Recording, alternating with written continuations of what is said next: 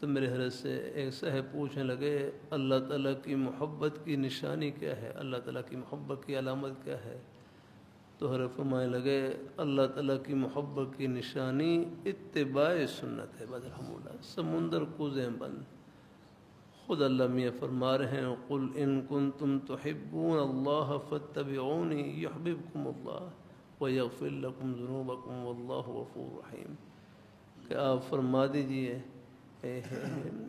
کہ اگر تمہیں اللہ پاک کی ذات کے ساتھ محبت کا دعویٰ ہے فاتبعونی، پھر تم میری اتباع کرو یا کرو، اور آپ کی اتباع کا ثمرہ کیا ملے گا؟ یحببکم اللہ، اللہ تعالیٰ بھی تمہیں اپنے محبوب اور پیارے بندوں میں شامل فرما لیں گے، اللہ تعالیٰ تم سے محبت کریں گے یا کرو۔ وہاں مسکین پور شریف میں تھا ہمارے، وہاں سلسلہ نقشبندیہ کی ایک عظیم خانقاہ ہے جہاں حضرت مولانا فضل قریشی رحمۃ اللہ علیہ حضرت کی خانقاہ تھی مسکین پور شریف، وہیں حضرت کی قبر مبارک بھی ہے۔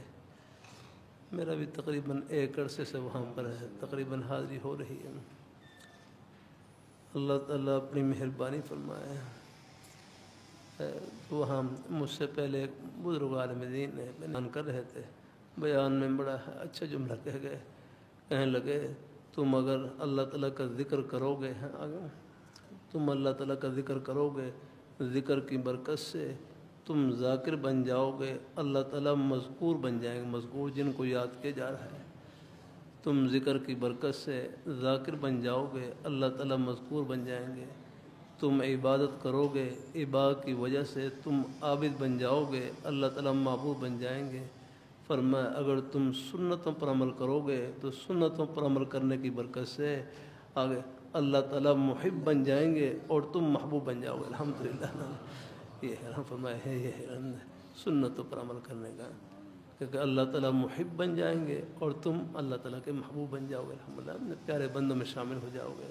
الحمدللہ نیکی نام ہی قرب کا ہے، ہر نیکی میں اللہ تعالیٰ کا قرب چھپا ہوا ہے۔